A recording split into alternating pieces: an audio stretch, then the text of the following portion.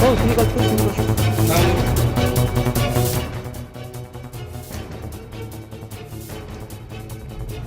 সুজাপুরে 12,000 voter বাদ, আতঙ্কে গ্রামের বাসিন্দারা। দ্বিতীয় সাপ্লিমেন্টারি তালিকায় বৈধ ভোটারদের নাম বাদ জানিয়ে রীতিমতো আতঙ্কে বাদ যাওয়া ভোটাররা। মালদার সুজাপুরের ঘটনা জানিয়ে চিন্তায় রয়েছেন গ্রামের বহু মানুষ। মালদা সুজাপুর বিধানসভায় 1,34,000 ভোটারের নাম বিচারাধীন ছিল।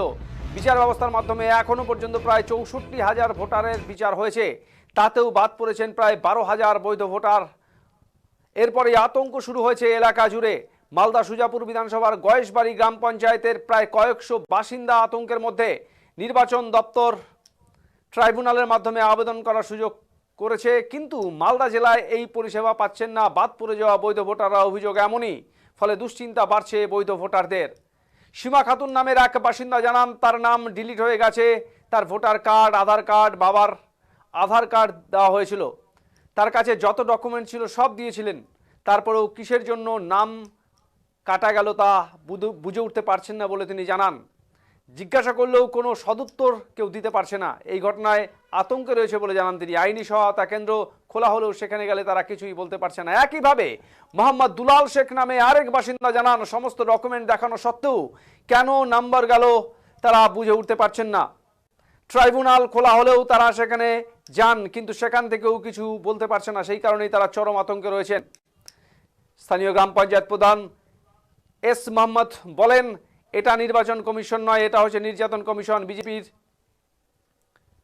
এই নির্বাচন কমিশনকে এইভাবে মানুষকে হয়রানি করছে। নির্বাচন কমিশন বৈধ ভোটারকে অবৈধ করলে দেশের সমস্যার সমাধান হয়ে যাবে, এটা কিন্তু না। মানুষের আত্মহত্যার পথে ছেড়ে দিচ্ছে কেন্দ্রীয় সরকার।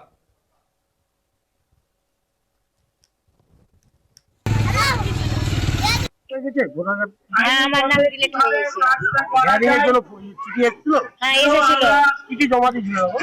আমি আমার আধার কার্ড দিয়েছিলাম, ভোটার কার্ড দিয়েছিলাম, আমার স্কুল সার্টিফিকেট দিয়েছিলাম, আমার বাবার 2000 টাকা লিস্ট দিয়েছিলাম, আমার বাবার আধার কার্ড দিয়েছিলাম, ভোটার কার্ড দিয়েছিলাম, সমস্ত সব দিয়েছিলাম। আমার ডকুমেন্ট যেটি ছিল সব আমি দিয়েছিলাম। সেটাই তো, কেন ডিলিট হলো এটা আমি তো বুঝতে পারি না। জিজ্ঞাসা করছি বলতে পারবো না কিসের জন্য কতটা আতঙ্ক। অনেক তো, রাতে ঘুম হয় না, কিছু টেনশন হচ্ছে। আইনি পরামর্শের জন্য নির্বাচন দপ্তর কেন্দ্র খুলেছে, সেখানে কি যাওয়া হয়েছে? হ্যাঁ হয়েছিল তো, বলছে আমরা বলতে পারবো না। হ্যাঁ স্যার, আমার ডিলিট হয়ে গেলাম। আপনারা আশা করেছিলেন যে আপনার নাম উঠবে?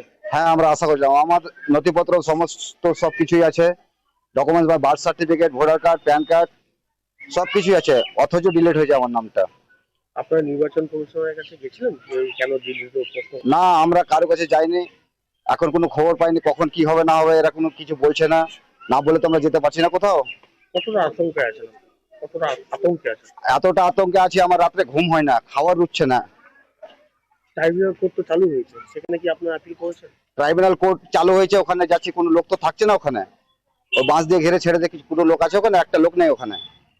আপনারা কি আশা করতে পারছেন এই আইনি সহায়তা, সেখানে সহায়তা পাবেন? আপিল করলে আপনারা স্বস্তি আসবে, এরকম কি হতে হবে? হ্যাঁ, আমি এটা চাইছি। কেন আমি আপিল করি, আমি পাই, এর জন্য আমরাও ভরসাতে বসে আছি। আমাদের প্রধান সাহেব আছে, আমাদেরকে ভরসা দিয়ে রেখে দিয়ে। অফিসটাই খোলেনি? না, এখন স্যার অফিস খুলেনি। তাহলে কি আমার বাড়িতে আমার মায়ের নাম ঠিক আছে, আমার দুটো ভাইয়ের নাম ঠিক আছে, অথচ আমাকে ডিলিট করে দিল। এই যে কোর্টটি চালু হলে সেখানে কি স্বস্তি হবে? আপনারা আপিল করার পর সেই সুযোগ সুবিধা পাবেন? এটা তো আমরা কিছু বলতে পারছি না, করবে কি করবে না ওদের মনের ভিতরে করে, আমরা তো বলতে পারছি না। নির্বাচন কমিশনার না, এটা হচ্ছে নির্যাতন কমিশনার। কারণ হচ্ছে সে নিজের জ্ঞান বুদ্ধিতে কোনো কাজ করছে না। আমরা ছোটবেলায় পড়েছি মোহাম্মদ বিন তুগলকের যেরকম কাহিনী, রাজধানী চেঞ্জ করলে সমস্যার সমাধান মিটে যায়, সেই রকম বৈধ ভোটারকে মানে অবৈধ করলে ভাবছে দেশের সমস্যা মিটে যাবে। এটা কোনোদিনও হতে পারে না। যেভাবে মানুষকে হেনস্থা করছে, এটা অ্যাকচুয়াল মানুষকে আত্মহত্যা যেন করে তার পথের দিকে পরিচালিত করছে কেন্দ্রীয় সরকার। এটা ইলেকশন কমিশনারকে দিয়ে করছে। সাধারণ মানুষকে, নাগরিক যারা ভারতীয় বৈধ নাগরিক, তাদেরকে বেনাগরিক করার পরিকল্পনা। আমারই যেরকম আমার বোর্ড সার্টিফিকেট রয়েছে, জন্ম সার্টিফিকেট রয়েছে, আমার অ্যাডজুডিকেশনে নাম ছিল, এখন ভোটার লিস্টে ডিলিট হয়ে গেছে। আমার মায়ের দিয়ে আমি লিঙ্ক করেছি, আমার মা ইন্ডিয়ান বৈধ হয়ে গেল, চূড়ান্ত তালিকায় নাম উঠে গেল, আমার চূড়ান্ত তালিকায় নাম উঠলো না, ডিলিট হয়ে গেল। তো এরকম আমার দাদারও চূড়ান্ত তালিকাতে নাম উঠে গেল, আমার বড় ভাইয়ের চূড়ান্ত তালিকায় নাম উঠলো, আমার ছোট ভাইয়ের উঠলো না। এরকম অনেকেরই আছে। তো এরকম করে সাধারণ মানুষকে যেভাবে হেনস্থা করছে, এরকম ইলেকশন কমিশনার বিজেপির কথাই এরকম ভাবে দেশ চলতে পারে না। এটা পুরোপুরি পরিকল্পনা করে ওদের দাবি না, না ওটা না, ওদের দাবি নাগরিকদের দাবি বৈধ কাগজ থাকা।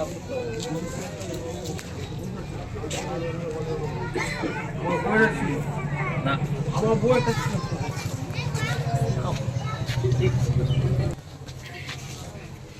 তুমি কাজ করো। Hello hello